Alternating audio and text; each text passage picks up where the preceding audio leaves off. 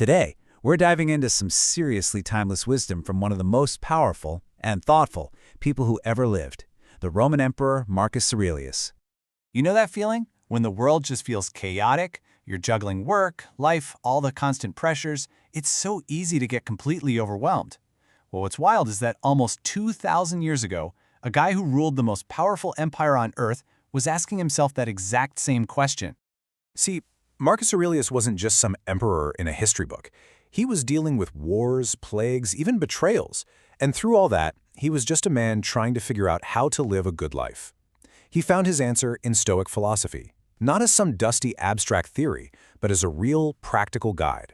And he wrote it all down in a private journal that, lucky for us, we now know as Meditations. Now, this is super important. Meditations was never meant to be a book for us. It was his private journal, a collection of reminders to himself.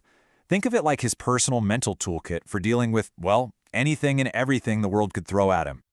Okay, so the first big thing Marcus really gets into is our own inner world. You know, all that stress, anger, and anxiety we feel, where does it actually come from? His answer? Well, it might just surprise you. So, Marcus says that it's not the thing itself that upsets us. It's not the negative comment, or the project that totally bombs, or even getting stuck in traffic. Those things are external, and on their own, they're neutral. The real source of all our suffering, it's our own internal judgment about those things. This is a huge idea. It creates a space between what happens and how you react. On one side, there's the event. On the other, there's the story you tell yourself about it, your opinion. And according to Marcus, that's where all your power is, in controlling that opinion. And here's how you actually use it.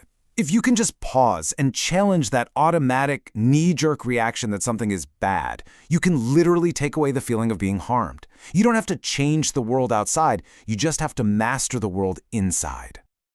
All right, that's great for things. But what about people? Let's be honest, they're one of the biggest sources of frustration, right? The rude, the selfish, the ungrateful. Well, Marcus had a very specific mental exercise for dealing with them too. So, instead of getting shocked and angry every time someone acted this way, he just expected it. He treated it like a fact of life, not some personal attack. And this wasn't him being cynical. It was all about being mentally prepared. So, if we know we're going to run into difficult people, what are we supposed to do? Just grit our teeth and deal with it? Nah.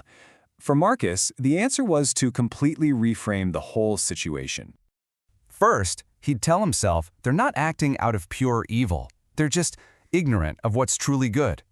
He'd also remind himself that, hey, we're all human, sharing the same spark of reason. We're literally built to cooperate, like hands and feet working together. So getting mad at that person who cuts you off in traffic, it's like fighting against your own nature. Okay, on to the third big challenge, the fear of things we just can't control. Stuff like change, loss, and, our own mortality. His approach to this is a truly radical shift in perspective.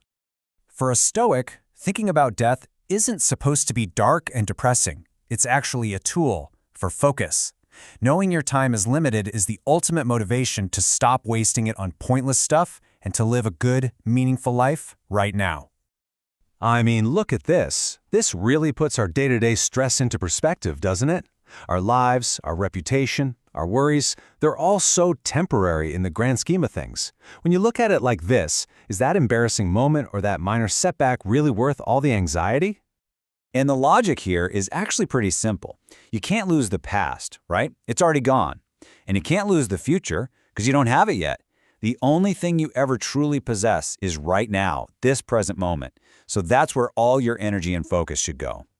And all of this leads to this incredible sense of acceptance. Whatever happens, whether you label it good or bad, it's all part of the flow of the universe. So instead of fighting reality, the Stoic way is to accept it, to work with it, and find your own place in that cosmic dance. So how do we pull all of this together into a practical guide for life? Let's break down how to actually apply these big ideas day in and day out. Marcus really boils it all down to a few key principles. It's actually pretty straightforward. Step 1, act with reason and purpose. Be calm, be serious about it. Step 2, keep your inner self, your mind, clear and pure. Don't let it get muddy with negativity. Step 3, expect nothing, fear nothing. Let go of what you can't control. And finally, step 4, Just be satisfied with what you're doing right now. Find joy in the present action. He says if you can do that, you'll live a happy life. Simple as that. And if you remember nothing else, remember this. This is kind of the whole philosophy in one sentence. First, the universe is constant change, so don't get too attached to anything. And second, your whole life is shaped by your opinion of that change. So, if you can master your opinion, you can master your life. So let's end with the Emperor's challenge, a challenge he gave to himself and now to us. If you lived every single moment as if it were your last chance to be a good person, to be kind, to think clearly, what would you change? What would you do differently, starting right now?